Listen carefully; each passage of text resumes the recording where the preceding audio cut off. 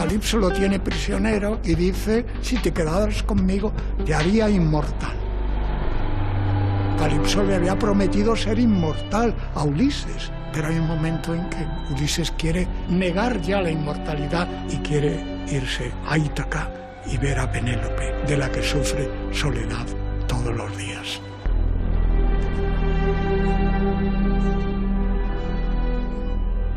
Creo que es el primer texto, o uno de los primeros textos, en la maravillosa épica griega en la que el ser humano elige la vida, elige la muerte, elige el envejecer. Eso es la humanización del sentimiento, el reconocimiento de que hay que elegir la vida, de que hay que elegir la realidad.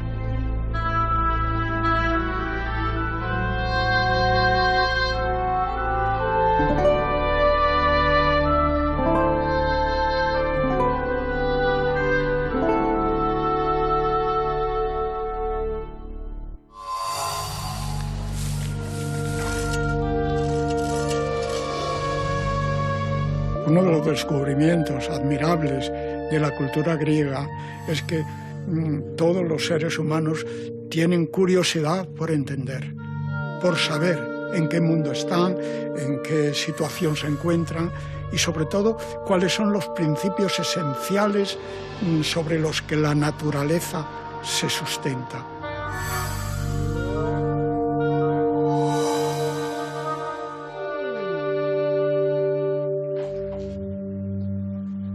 La palabra es hablar con los otros, la palabra es comunicarse. Se ha llegado a decir que una imagen vale más que 1000 palabras. Yo soy totalmente en desacuerdo con ese grumo hecho, con esa frase hecha. Y nuestro mundo intelectual está lleno de esas imágenes. Pero, si no somos palabras, si no somos quiénes, si no sabemos interpretarlos, si no tenemos un lenguaje que acoja esas imágenes nos ciegan. No dicen nada, no nos dicen nada. Si no tenemos lenguaje, que si no somos palabra, si no somos quiénes, si no tenemos educación, si no nos han enseñado a mirar, no vemos nada.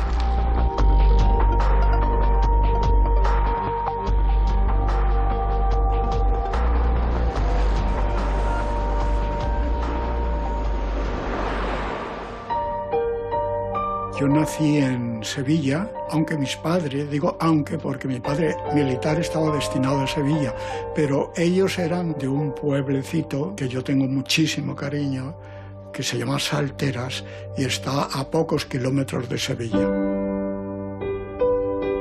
Soy un niño de la guerra civil por edad, yo tenía 10, 12 años, cuando acaba la guerra civil tenía 12 años o 11.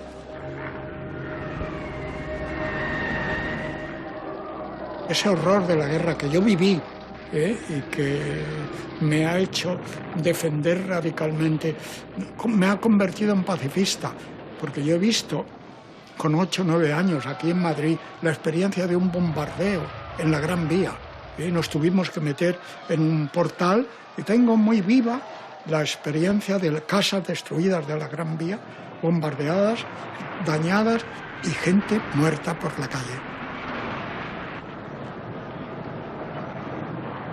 Y me di cuenta de algo, que la muerte huele, y que la pólvora huele, y que el dolor huele.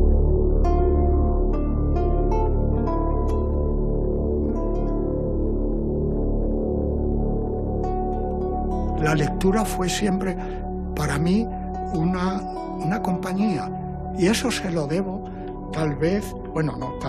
segurísimo, a don Francisco, el maestro de la República, de la Escuela Pública de Vicálvaro, que a niños de 10 años, eso lo he dicho tantas veces y es tan sobrecogedor, nos hacía leer de cuando en cuando, no sé cuántas veces a la semana, media página del Quijote, Quijote, no el Quijote para niños, y nos decía después, no he olvidado nunca la expresión. Y ahora, chicos, sugerencias de la lectura. sugerencias de la lectura. ¿Qué podría sugerir don Miguel de Cervantes Saavedra a niños de 10 u 11 años? Bueno, pues ahí me veía yo a mí mismo inclinado con mi lapicero y escribíamos ahí las sugerencias de la lectura. Aquí no solo está el Quijote, ni mucho menos, son sugerencias de la lectura del tema del que él nos hablase. Bueno, pues eso era el principio de la creatividad, de la libertad, de la reflexión.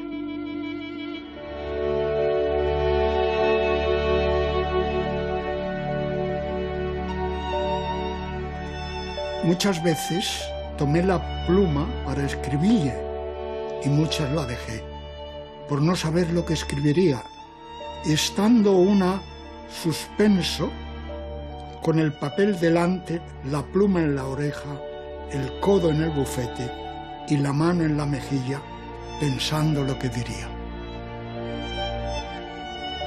He de decir que he leído no sé cuántas veces el Quijote, pero desde luego más de una docena.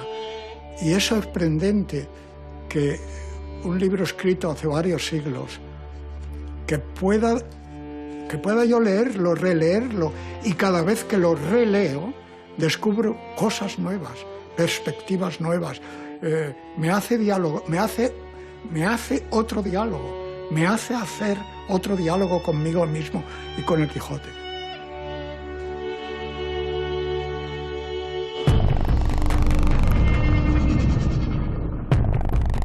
Hay una diferencia importante en el lenguaje. Efectivamente se habla siempre con esa palabra tan preciosa, tan llena de poesía, de lengua materna. La lengua materna es la lengua que nos acoge. Es como una cuna en la que nacemos. Uno ha nacido en una lengua por casualidad. Yo no escogí mi lengua materna, el castellano, el español, pero lo importante es la lengua matriz. La lengua que tú eres capaz de crear, la lengua que tú eres, esa lengua que los griegos decían, habla para que te conozca. Es lo que yo hago con la herencia maravillosa de palabras que constituyen la lengua en la que he nacido.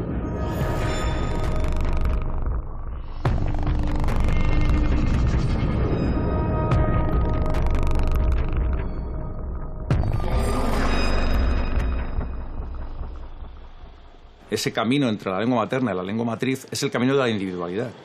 Es decir, que luego que los individuos cogen su propia voz, empiezan a pensar por sí mismos.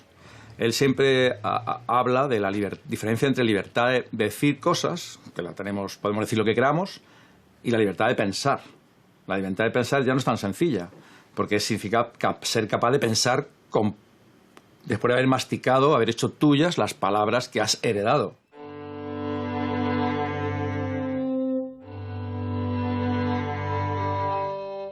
Aquellos fueron años tristes, duros, por la situación de mi padre. Mi padre se tuvo que colocar trabajando en una empresa de un amigo suyo, haciendo las cuentas, porque se quedó expulsado del ejército. Él era entonces capitán del ejército republicano, porque le había tocado estar en Vicálvaro cuando estalló el llamado Movimiento Nacional. Y, en mi opinión, el mal llamado Movimiento Nacional.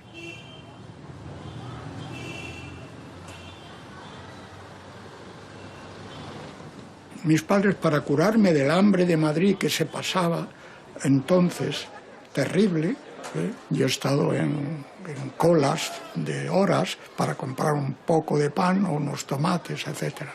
Pues mis padres me mandaban a Salteras, donde estaba mi madrina, que me quiso como un hijo. Me alimentaba, por supuesto, pero me encontraba en aquella casa de pueblo, pero hermosa, que ella tenía, pues me encontraba como en mi vida.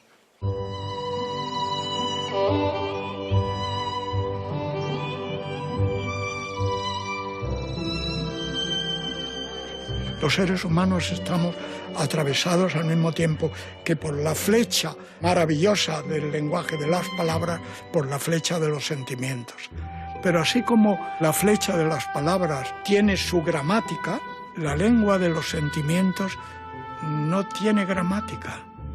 es mucho más espontánea y al mismo tiempo es mucho más, no me gusta utilizar la palabra, pero en fin, peligrosa, porque podemos coagular los sentimientos. Y en una época como la nuestra, donde hay tantas posibilidades de comunicarse, de hablar, tantos medios de comunicación, lo importante es que esos medios no estén mediatizados, que sean efectivamente fruto de la libertad.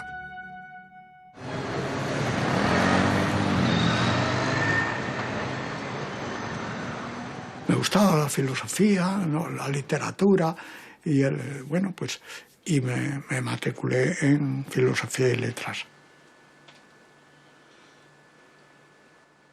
Es un muy buen conocedor del griego, es muy buen traductor y une a eso su capacidad de interpretación de los textos. Conocía muy bien el mundo antiguo, había estudiado clásicas y sabía muy bien latín y griego. Mis maestros eran de la generación de Emilio Lledó, el profesor Rodríguez Adrados, Fernández Galiano, Luis Gil, Laso de la Vega, que formaban un excelente grupo de helenistas en la Facultad Complutense, que entonces era Facultad de Filosofía y Letras.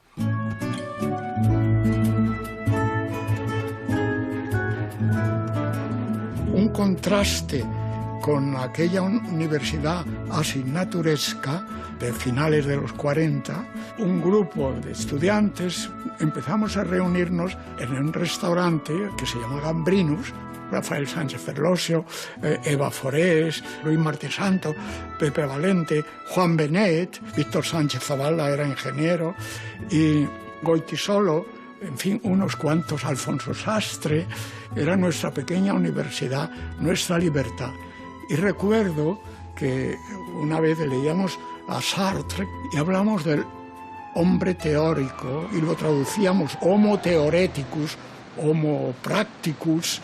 Y recuerdo que un día un camarero muy simpático debe de estar alucinado con nosotros, con eso de homo theoreticus, homo practicus, homo politicus, ¿no?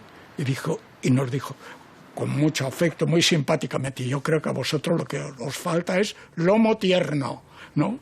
Y fue realmente una anécdota que no... ¿Cuántas cosas olvida uno si no lo ha olvidado? Jamás.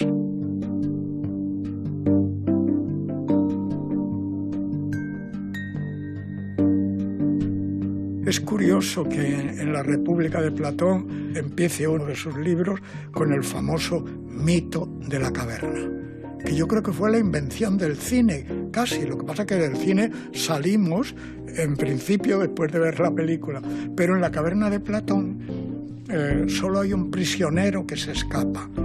Los demás están atados desde que nacieron, atados, por así decirlo, sujetos, y son felices. Además, no notan que están sujetos a ese fondo de la caverna. Y la caverna les transmite sombras que, como no han visto otra cosa, como no han tenido lenguaje que les interprete, pues creen que eso es lo real.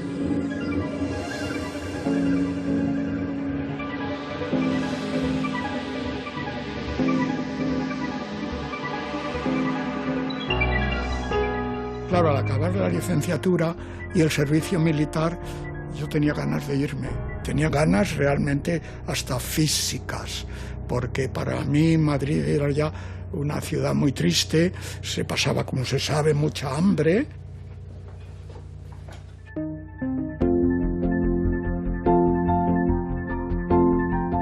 Yo me fui con 6.000 pesetas que había ahorrado dando clases particulares, y con ese dinero me fui a Alemania. Que fue una locura, parecía, pero es una locura muy sensata.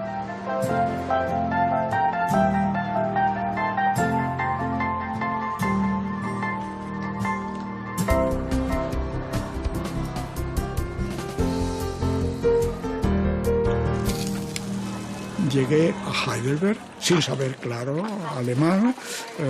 Fue pues eso, una sorpresa, sobre todo cuando vi lo que era una universidad en donde no reinaba el imperio asignaturesco. Me sorprendía que a lo mejor el catedrático de griego, al que yo admiré y quise muchísimo, Regenbogen, el semestre aquel hablaba de Safo y el semestre siguiente hablaba del libro cuarto de las historias de Tucídides, y Gadamer, vamos a suponer, hablaba de Nietzsche, y después al semestre siguiente hablaba de la fenomenología del espíritu de Hegel. Y yo iba buscando la asignatura. Y claro, la asignatura no existía, no tenía por qué existir. Cada catedrático hablaba de los temas que le interesaban, que creía que podían interesarle a los alumnos, ¿no? Una explosión de libertad. Y entonces entendí lo que era la universidad, entendí lo que era la libertad intelectual y entendí lo que era el penetrar en los temas de verdad. Und da ist seine Diagnose, und da muss man schon sagen, teilt es jedenfalls, ist das dran. Me atreví a hablar con Gadamer, que era el catedrático de filosofía, y que me habían dicho que era una persona extraordinaria, como así era. Y se debió de quedar asombrado de un muchachito que venía, un muchacho muy flaco, por cierto, que venía de Madrid a estudiar filosofía a Heidelberg. Pero me recibió con extraordinaria cordialidad. Empecé a hablar en alemán, pero acabamos hablando en francés, que yo no es que lo hablase muy bien, pero lo hablaba mucho mejor que el alemán entonces, y él hablaba el francés magníficamente. Y ese encuentro con Gadamer hizo que poco después él me consiguiese una beca de la Universidad de Heidelberg, que me permitió ya moverme con mucha libertad y sin la angustia de que se me estaba acabando las 6.000 pesetas en Heidelberg. Y esto era también una creación de libertad intelectual, pero una relación personal, antiasignaturesca con el profesor. Y por supuesto, cuando te tenías que examinar, te pedías el examen, y los exámenes solían ser orales, y me preguntaba, por ejemplo, Regenbogen: señor Lledó, ¿qué ha preparado usted? Pues mire, usted ha estado trabajando en Tucídides y ha estado trabajando también en la política de Aristóteles. Bueno, pues vamos a hablar de eso. Eso era el examen, y eso es una universidad moderna. Y yo no sé, ahora estoy un poco desconectado, hace 20 años que soy jubilado, pero hasta que no hagamos esa revolución creativa de verdad de la universidad, que es un tema todavía digno de analizarse, no nos perteneceremos oficialmente al mundo de la cultura. Su emigración a Alemania pues fue fundamental en su pensamiento, en su evolución humana, en su evolución intelectual. Salió de un país en ruinas, intelectualmente, socialmente, económicamente, y cuando fue a Alemania era un hombre con una maletilla de cartón, casi como un inmigrante más, ¿no?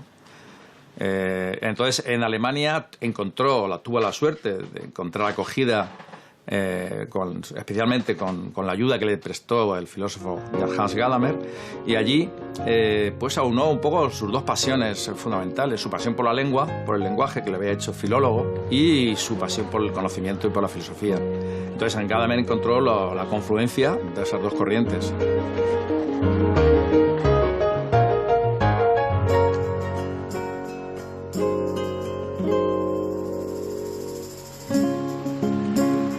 En la segunda parte del Quijote, en el capítulo 54, cuando se encuentra Sancho en el camino con un grupo de personas que vienen como de peregrinos, descubre que entre esos peregrinos hay uno de su pueblo que se llama Ricote. Se abrazan, se reconocen, y Ricote le empieza a contar su vida.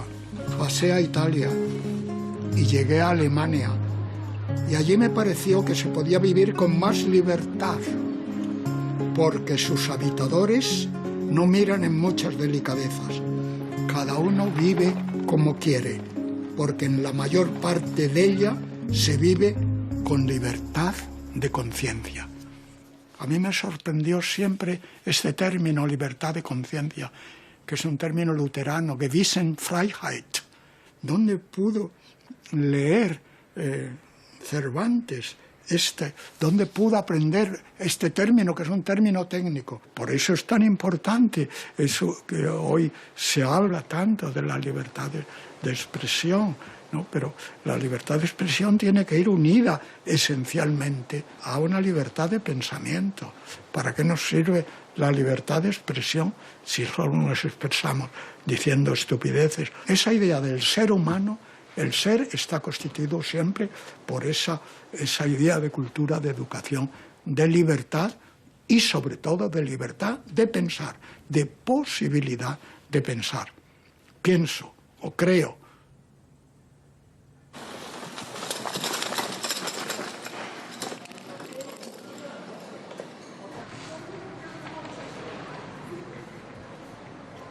Yo tuve una beca Humboldt gracias a la influencia de Gadamer, de Löwit, de Regenbogen, y eso me permitió, claro, seguir en Heidelberg de alumno 3 años, y en la que estuve no de profesor, porque eso era una categoría, sino de docente, 6 años en el Departamento de Filología Románica de la Universidad de Heidelberg, a donde fuimos ya, Mons y yo, nos casamos en Madrid y nos fuimos en el año 56 a Heidelberg. Y ella consiguió pronto, como hablaba ya alemán, pues consiguió un puesto de profesora, de docente, en el Instituto de Intérpretes de la Universidad de Heidelberg.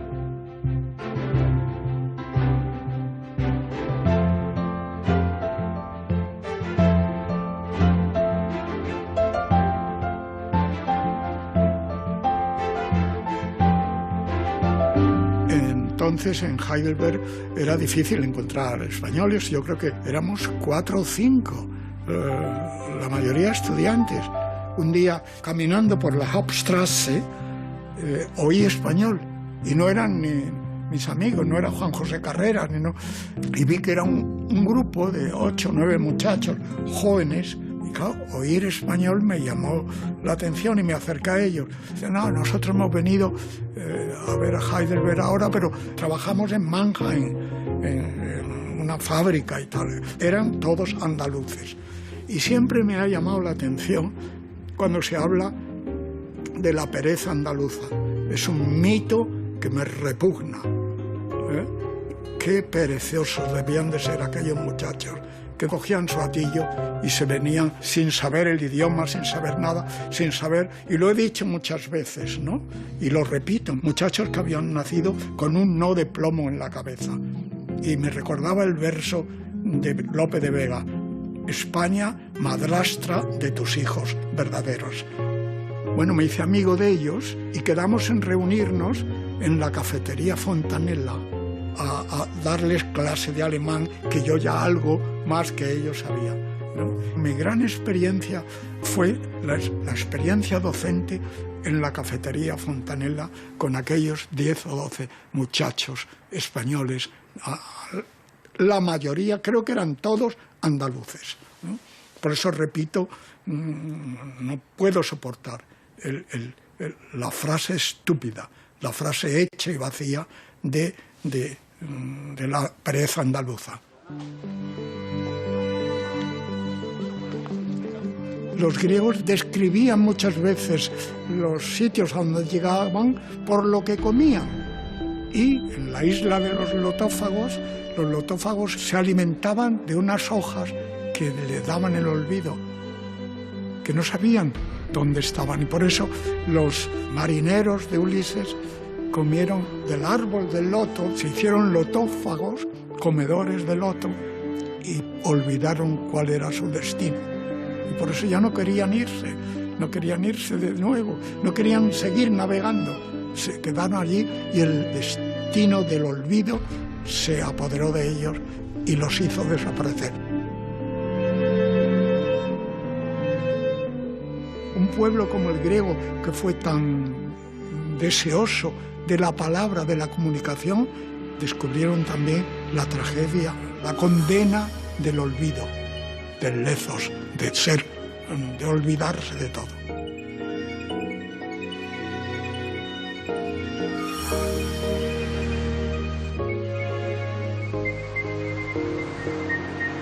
verano del 62, cuando Monse saca la cátedra de Valladolid y está vacante la cátedra de filosofía del Instituto Núñez de Arce de Valladolid, a la que yo concurso, y después de pasar un verano difícil que no sabíamos qué hacer, decidimos, por diversas razones, todas creo bastante lógicas y familiares incluso, decidimos volvernos.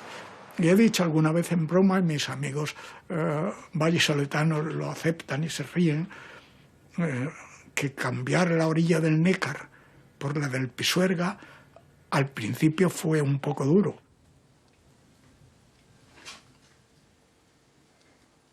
Saqué la cátedra de La Laguna, pero claro, estábamos tan felices en Valladolid que el salto a La Laguna, no sé, nos pareció, a las islas, nos pareció, no sé, teníamos que pensarlo también, pero claro, había sacado la cátedra de la universidad, yo quería trabajar en una universidad,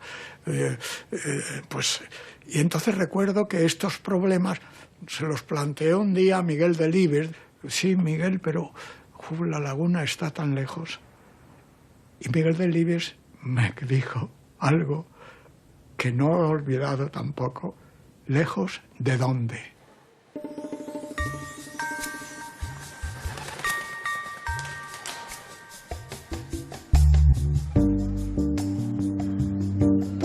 Siguiendo con el maravilloso mito platónico, lo importante es saber que hay un prisionero que se escapó de aquellos que estaban atados al fondo de la caverna y descubre que hay un sol, que hay una luz, que hay otro mundo, que hay otra realidad.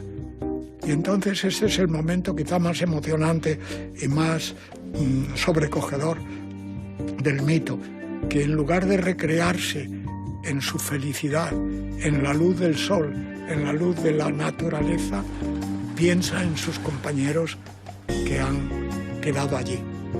Y seguramente le debió de costar más trabajo regresar poco a poco hacia la oscuridad para decirles: oye, lo que estáis haciendo aquí es falso, lo que estáis viendo, eso no es la realidad.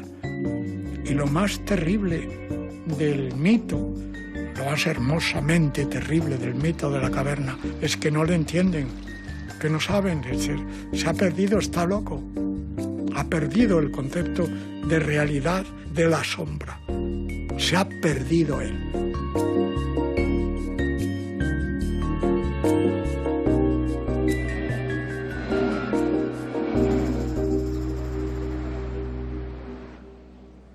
Yo había tenido la suerte de haber estado 10 años en Alemania. Yo, que todavía no había cumplido los 40 años, pues con ese entusiasmo no había ningún otro mérito, era puramente el entusiasmo. Me incorporé a La Laguna. Y algún eco de esa mentalidad que yo había vivido en 10 años en Heidelberg debió de quedar allí. Y por eso yo me sentí enormemente aceptado, enormemente querido.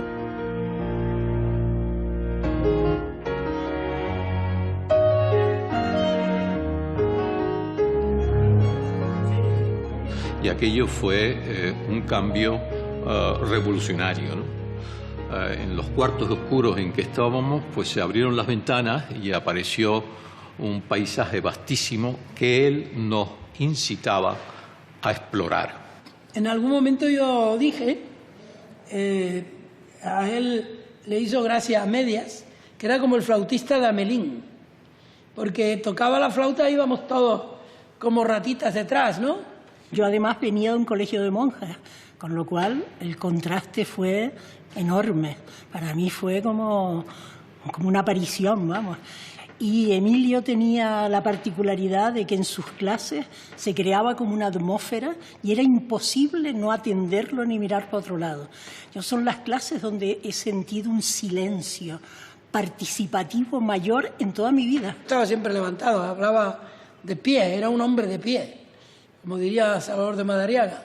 Y entonces se subía a la pizarra y con tiza escribía palabras fetiche de la clase, de su vocabulario, que ya para mí siempre ha sido un símbolo de su manera de ser, que es la palabra griega enthousiasmos, entusiasmo. Una anécdota impactante es que vino un grupo de televisión a filmar la clase y nadie miró para la cámara, nadie. Estando don Emilio no había cámara que valiera, es decir, que nos atrapaba absolutamente. Él nos propuso algo sustancialmente diferente. Nos propuso ir a la fuente, dialogar con ella y construir nosotros los conocimientos.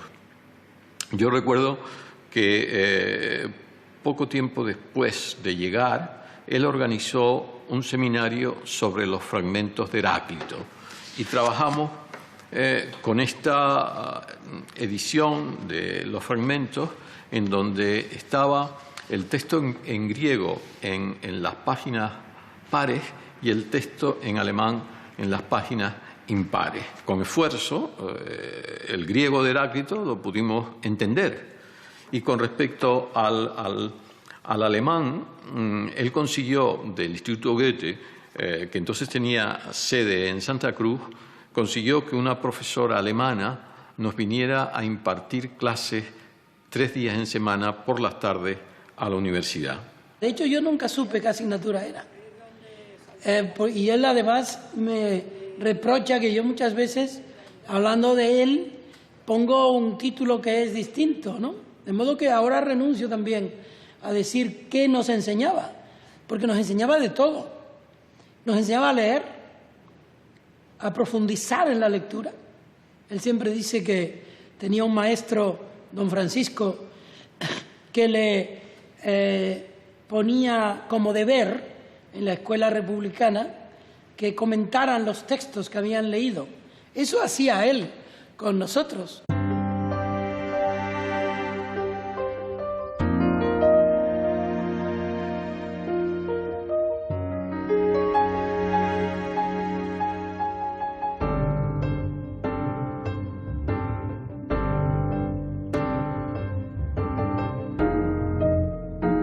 Yo quería que hubiera en la biblioteca de la universidad un departamento con textos de filosofía, porque estaba acostumbrado a las bibliotecas de Heidelberg. Y empezamos a mandar, a comprar, a través de la librería de un librero estupendo que había en La Laguna, libros de filosofía. Y se inició lo que creo que ahora es una estupenda biblioteca de filosofía y de letras, ¿no?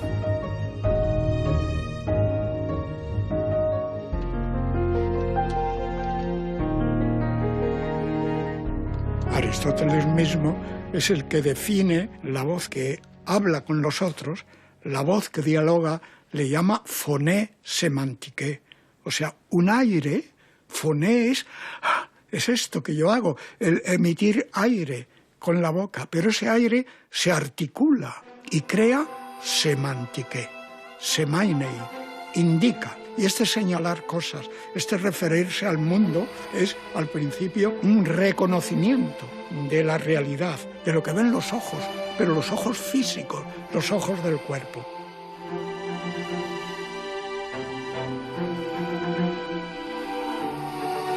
Ese descubrimiento de las cosas empezó a transformarse en qué es la verdad, o qué es la justicia, o qué es el bien, o qué es el mal. Y eso ya no eran palabras vistas en la realidad. Y eso nos servía para conectarnos de alguna manera con lo que va a ser el gran descubrimiento también de la cultura griega, que era la polis, la política, ¿no? La polis era el contacto con los otros, y esa polis tenía que organizarse. Y para superar y llegar a los horizontes de idealidad y de justicia hay que tender ese contacto a través de la educación, que es otro de los conceptos esenciales de la vida griega, la paideia.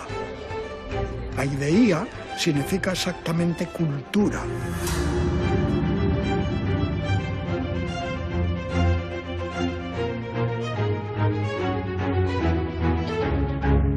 Yo quería trabajar en una especialidad de filosofía que entonces había, si no me equivoco, solo en Madrid, en Barcelona y en Valencia, la especialidad de eso que se llamaba de una manera grotesca filosofía pura, porque la filosofía, por suerte, siempre es impura.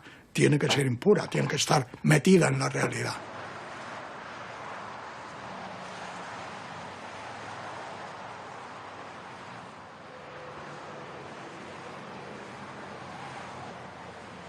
Había una cátedra de historia de la filosofía y tuve que opositar a ella porque era distinta asignaturilmente de la que yo era titular en La Laguna.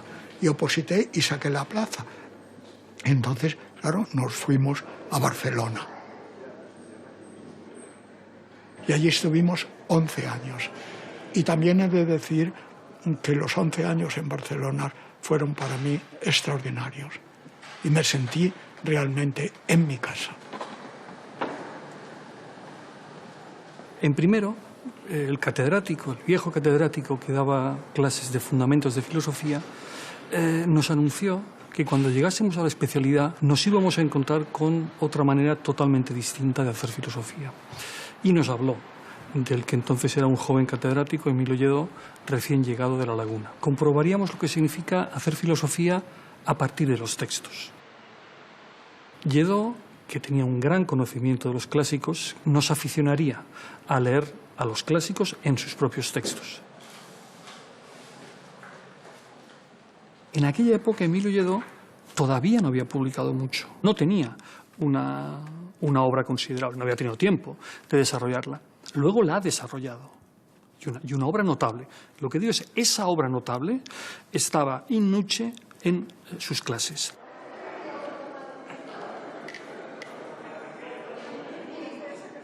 Él siempre ha prestado una gran atención al hecho de que estamos amasados de lenguaje, y eso le vincula también a otras temáticas muy próximas, por ejemplo, la de la memoria, la de la historia.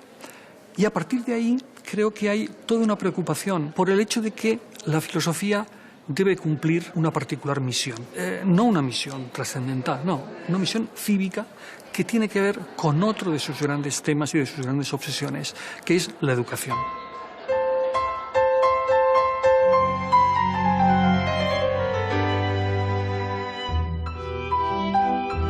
No quiero en esto presumir de nada, pero es un hecho.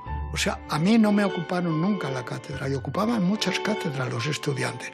A mí la cátedra mía no la ocuparon nunca. Yo recuerdo una vez que hicimos un homenaje a Bertrand Russell en Barcelona, en el salón de actos, y la policía nos echó fuera, y me acuerdo que al salir de ese homenaje a Russell, la policía estaba atacando, disolviendo la manifestación de estudiantes que estábamos y yo con ellos, y recuerdo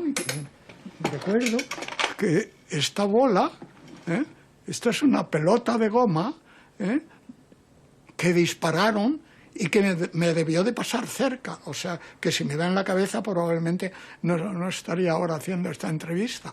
Pero quedó botando en el suelo cerca de una entrada de metro, y yo la cogí y la conservo como una pequeña joya real de aquellos años, ¿no? No sé, un trofeo. Un pequeño trofeo, triste trofeo, pero para mí significativo de lo que era también la historia de España. Creo que en el año 71, creo recordar, cuando se produce el episodio dramático de la muerte de su mujer. Y eso, bueno, efectivamente para él es un golpe durísimo que veíamos claramente, ¿no? Frío está tu sitio, en el que no hay nadie. Hablo al desvestirme como si estuvieras. Me acostumbré a hacerlo los primeros días. Ya no queda nada de ti en nuestro baño, y el espejo solo refleja mi edad.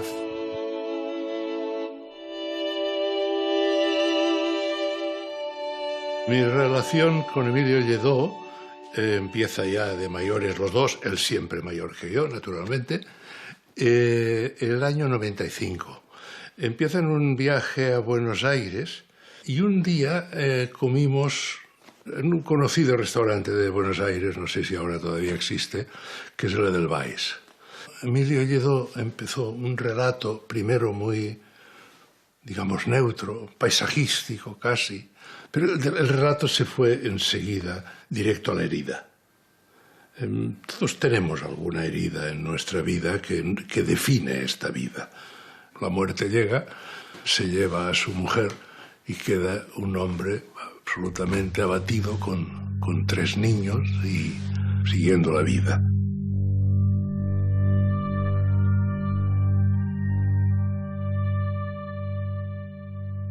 Tanto tiempo muerta, mientras me marchito solo con la Ilíada. Pero allí en la playa, entre 2 combates, donde con estrellas el cielo es más negro, duermes como Helena, en tu oscuridad, aquí junto a mí. Me quedé con niños pequeños solo y entonces me ofrecieron la dirección del Colegio Mayor Peñafort porque nos solucionaba lo doméstico. El encontrarse mis hijos con aquellos estudiantes que acogieron a aquellos 3 niños también de una manera extraordinariamente, no sé cómo decirlo, cariñosa. O sea que fueron 3 años en que el bestial shock de la viudedad y de la orfandad de mis hijos, en lo que se puede compensar, no podía compensarse de mejor manera que en aquel exceso de trabajo, de obligaciones míos con mis estudiantes. Él tiene en el desarrollo de la amistad, como en el desarrollo de la conversación y del diálogo, una capacidad de emoción extraordinaria. Entonces, su afecto y su cariño está vinculado también a la expresión humana y al mundo interior.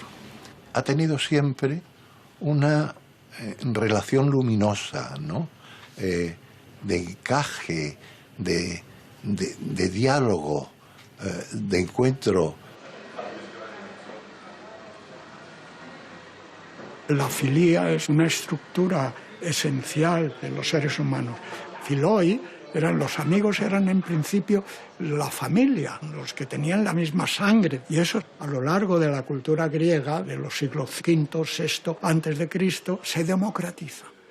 Los amigos no son ya los que pertenecen al clan familiar, sino que los amigos son aquellos con los que yo te sientes solidario. Tus compañeros, los habitantes de tu pueblo, de tu ciudad, los habitantes del mundo.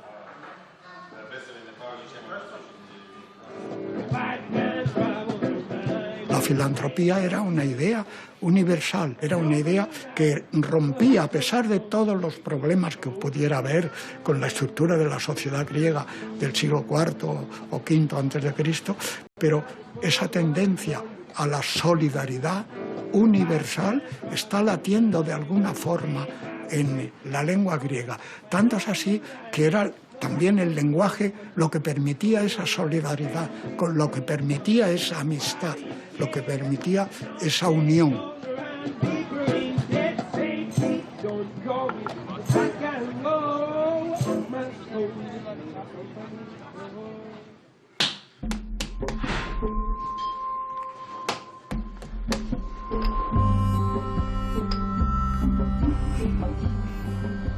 Me ha impresionado siempre mucho la belleza de las ánforas, todos los utensilios griegos que servían para mantener el líquido, pero la genialidad de esa cultura consistió en que de pronto no se trataba de que el agua durmiese en el espacio, en la cuna que la cogía del ánfora, que así como por dentro estaba la utilidad de lo que se necesitaba para la naturaleza, por fuera pensaron que tal vez habría que ilustrar, que comunicar algo de belleza a esa necesidad de la naturaleza.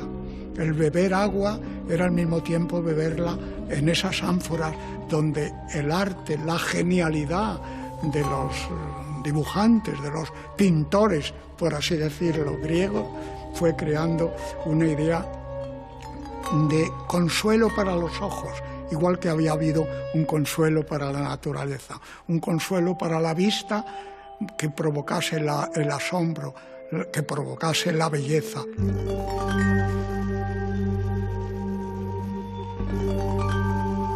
ese diálogo, el Hipias Mayor creo que es, en el que se habla de la belleza. De la belleza, discuten qué es lo bello de estas ánforas o de la escultura o de todo eso que estaban creando. Y hay un momento al final del diálogo en que hemos discutido tanto sobre belleza y no sabemos ya qué es. Y el diálogo acaba con algo genial. Dice, es posible que no sepamos lo que es la belleza, porque como dice el viejo refrán griego, lo bello es difícil. Jale patakala, ¿no? Lo bello es difícil. Y que acabe un diálogo con esa expresión era el reconocimiento de lo que era hablar, de lo que era pensar, de lo que era sentir, de lo que era comunicarse.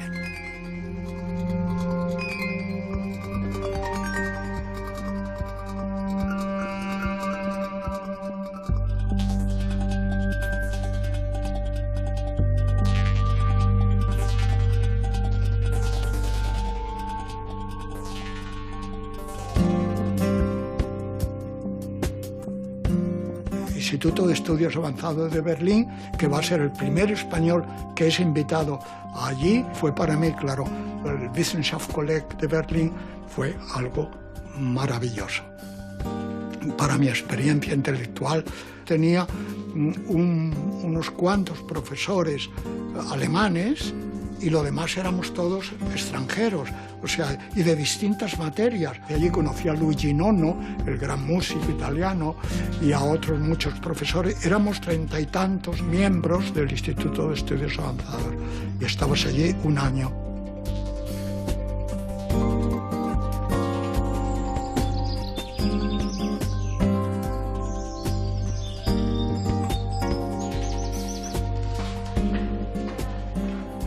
En esa época escribí un par de cosas, algunos de los libros, y lo digo en el prólogo, en el, pues no sé, el surco del tiempo. Me parece que yo hablo de la biblioteca del Colegio de Berlín y de las facilidades que tenía para el trabajo, esa maravillosa, extraordinaria institución universitaria.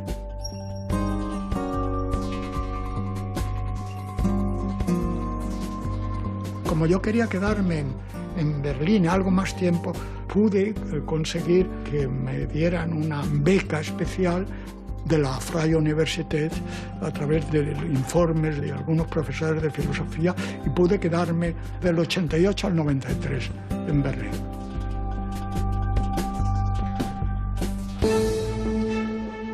El ethos era la guarida del animal, el sitio donde usualmente iba el animal a descansar después del día. Era el refugio de los animales. Esa idea de refugio tal vez tenga que ver algo con la ética, porque la ética, en el fondo, el comportamiento de los seres humanos es un poco refugio. Nos refugiamos, nos protegemos en esa serie de normas, de leyes, a que procurar que coagulen en leyes coherentes, en leyes importantes, en leyes, quiero decir, leyes mentales, en comportamientos que coagulen en algo que nos proteja, en algo que nos dé cobijo, en algo que nos constituya como sociedad. Con la ética va unida, esencialmente también debe de ir unida la idea de felicidad.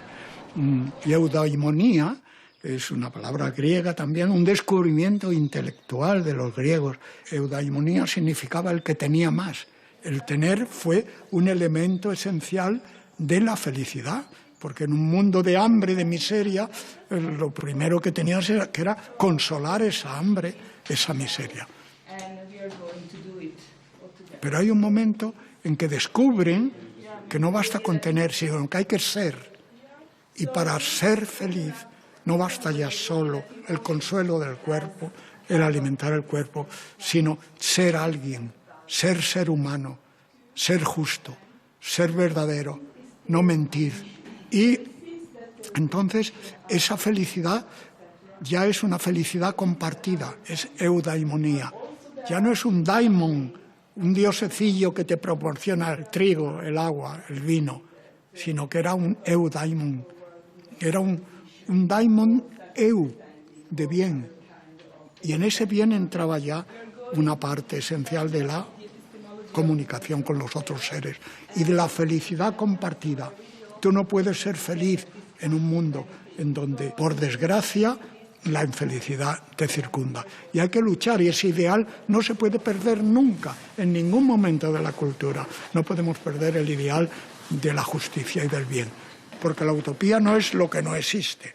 La utopía es el horizonte real de ideas, de valores, que deben de construir siempre el horizonte de los seres humanos, el horizonte de la justicia, el horizonte de la verdad. Todas estas son palabras que las hemos desgastado y que, sin embargo, están llenas de brillo todavía si salimos un poco fuera de la caverna de los medios o de los lenguajes en los que se nos ha muchas veces, espero que no muchas, coagulado el pensamiento. El concepto de bien, agazón, el concepto de felicidad, eudaimonía, el concepto de paideia, por supuesto, educación, el concepto de telos, el fin de la vida humana. Es decir, construye toda la visión ética de Aristóteles, el concepto de polis, también de ciudad, a partir de ese análisis de las palabras, ¿no? Del sentido que tuvieron esas palabras en el mundo antiguo.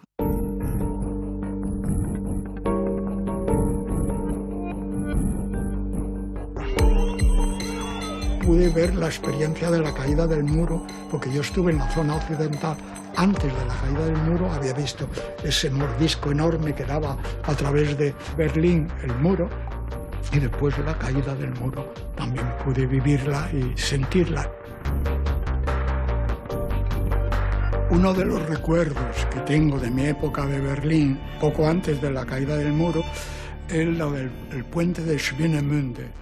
Armin, un amigo, me quiso enseñar ese puente y no me había hablado nada de él. Y nada, llegamos y empezamos a caminar por él y me llamó la atención que, claro, al acabar el camino del puente había un muro enorme, estaba tapiado. Y me llamó mucho la atención, un puente sin salida, un puente sin posibilidad. Me hacía pensar en los puentes que nos pueden estorbar en nuestra mente para entender el mundo, para ver la realidad, y que tiene que ver un poco con esos grumos mentales que a veces nos paralizan, el fluir del río o el fluir de un puente.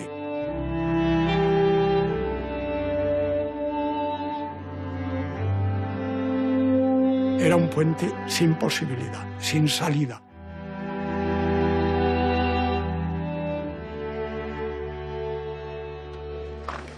Yo fui elegido académico de la lengua el año 93 y durante varios años, cuidé todo lo que pude la revisión del vocabulario filosófico. Ayudado por una filóloga que era también de filosofía, pues pudimos revisar eso. Y ese es el trabajo fundamental. Y después, durante 8 años, he sido bibliotecario de la academia. Académico bibliotecario, quiero decir, porque aquí hay un equipo extraordinario de personas que trabajan con nosotros. Son ellos los que llevan el peso de esta joya que es la biblioteca de la academia. Yo me siento aquí y veo estos libros, muchos de los cuales casi conozco ya, y siento la importancia que tiene la lectura, la importancia que tiene la literatura, la importancia que tiene la escritura. Y la esperanza de que haya siempre ojos que quieran dialogar con este diálogo sosegado, tranquilo, silencioso que nos están ofreciendo siempre estos libros.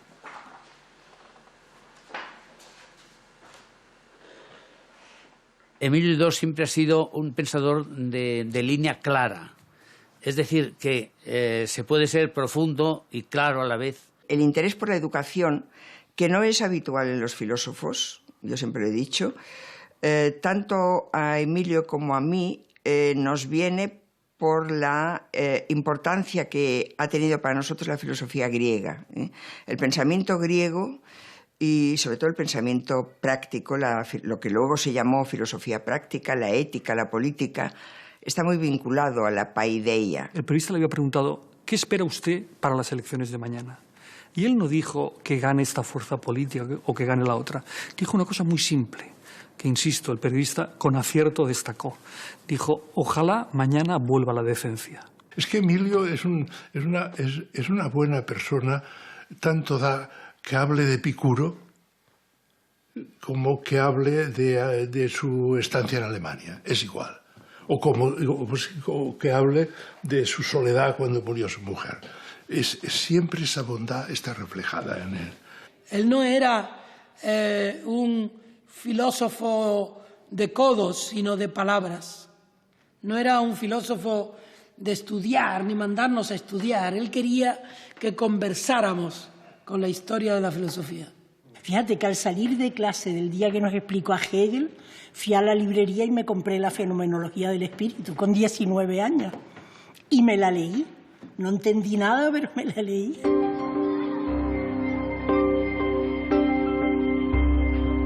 El gran desarrollo de la Ilustración y de la post-Ilustración es la creación de la escuela, de la cultura libre, de la cultura pública. Yo tengo que confesar que soy un defensor acérrimo de la cultura pública. El fin de la ciudad tiene que ser uno y el mismo para todos. Y por lo tanto, la educación tiene que ser uno y la misma para todos. Está dicho esto hace 24 siglos. Dice Aristóteles, no tenemos que aceptar que sea el dinero y el poder económico el que delimite los niveles de la educación.